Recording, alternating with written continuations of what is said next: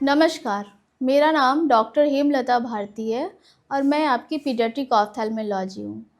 But आज का जो मेरा टॉपिक है वो एक्चुअली प्योर पीडियाट्रिक ऑप्थेल्मोलॉजी पे नहीं है।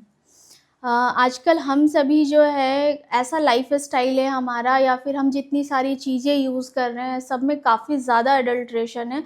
उसके कारण हमें बहुत सारी बीमारियाँ हो रही हैं और इन बीमारियों को क्योर करने के लिए, उनसे बचने के लिए हम काफ़ी सारी मेडिसिन्स ले रहे हैं। तो डे टू डे लाइफ में भी काफ़ी ऐसे मेडिसिन्स हैं जो हम यूज़ कर रहे हैं और उसका इफ़ेक्ट हमारे आँखों पर पड़ता है। तो आज का जो ये टॉपिक है हमारा बेसिकली यही है, ocular side effect of systemic medicines. मतलब ये है इसका कि शरीर की बाकी बीमारियों को ठीक करने के लिए हम जो मेडिसिन ले रहे हैं उससे आँख पर क्या साइड इफ़ेक्ट हो रहा है लॉन्ग टर्म तक अगर हम यूज़ कर रहे हैं तो। मैं आज कुछ बीमारियों का नाम लूँगी जो मुझे लगता है कि हर घर में किसी न किसी को ज़रूर होता होगा। डायबिटिक, हाइपरटेंशन, हार्ट का प्रॉब्लम, मलेरिया। हमारा लाइफ़स्टाइल ऐसा हो गया है कि ऑटो इम्यून डिज़ीज़ेज़ काफ़ी तेज़ी से फैल रही हैं। इन सब को क्योर करने के लिए हम काफ़ी मेडिसिन्स लेते हैं।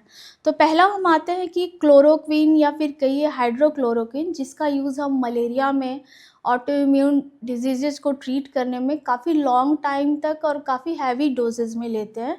तो इसका साइड इफ़ेक्ट आई के रेटिना पे काफ़ी ज़्यादा पड़ता है।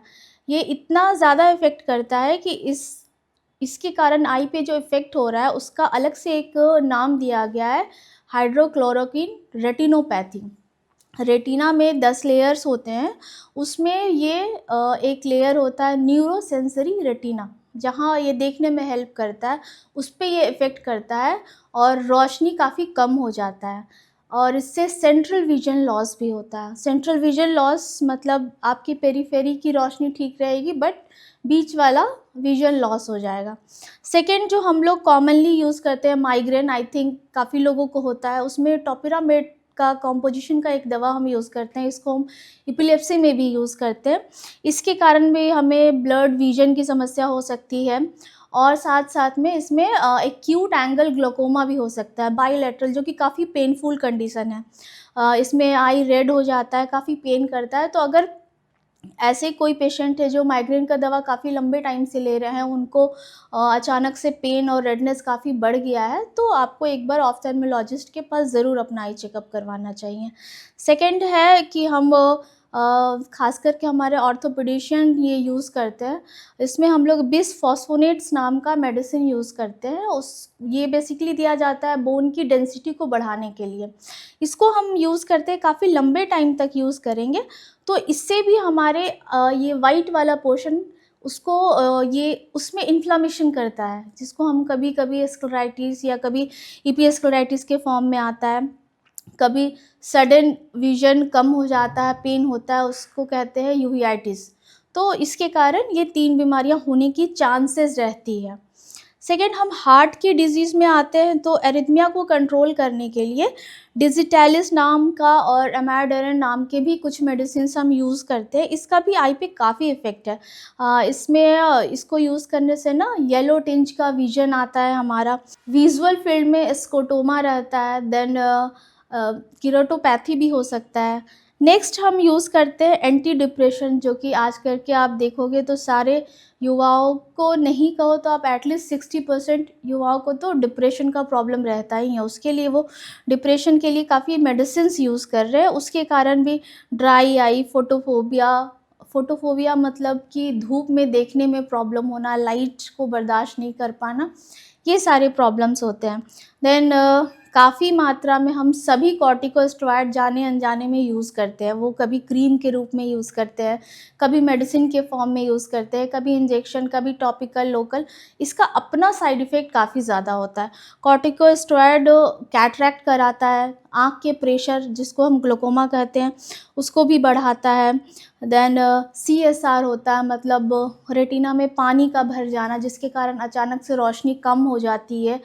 ये भी एक कॉम्प्लिकेशन है कॉर्टिकोस्टेरॉइड का। नेक्स्ट मेडिसिन आता है एंटी हाइपरलिपिडेमिया के लिए यूज़ करते हैं जिस मेडिसिन को हम यूज़ करते हैं काफ़ी दिन तक, लॉन्ग टाइम तक हम अगर उस मेडिसिन को यूज़ करें तो कभी-कभी टोसिस मतलब ड्रूपिंग ऑफ आईलिड की भी समस्या होती है।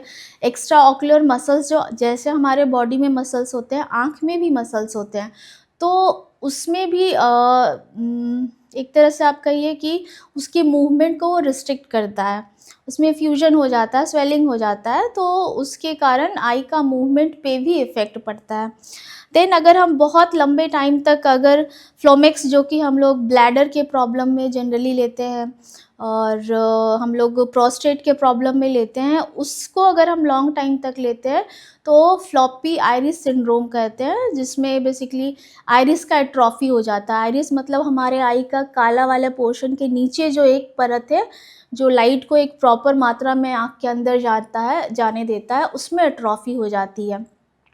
टमॉक्सिफिन यूज़ करते हैं हम ट्यूमर्स में, कैंसर्स में, तो उसके कारण भी आई का प्रॉब्लम होता है। उसमें जो रेटिना में चेंजेस आते हैं वो क्रिस्टलाइन रेटिनोपैथी होते हैं, मतलब एक तरह का पिगमेंट जो होता है रेटिना में आकर के जम जाता है, जिसके कारण देखने में काफ़ी प्रॉब्लम होती है। नेक्स्ट वन है कि ट्यूबरकुलोसिस। ये तो खैर काफ़ी कॉमन प्रॉब्लम हो गया है।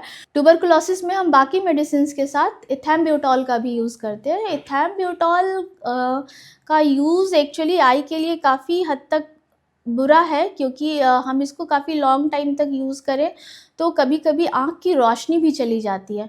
तो जो टीबी का ट्रीटमेंट अगर आप स्टार्ट कर रहे हैं तो इसके लिए इम्पॉर्टेंट है कि आप एंटी ट्यूबरकुलर ड्रग देने के पहले आई का कंप्लीट चेकअप करें।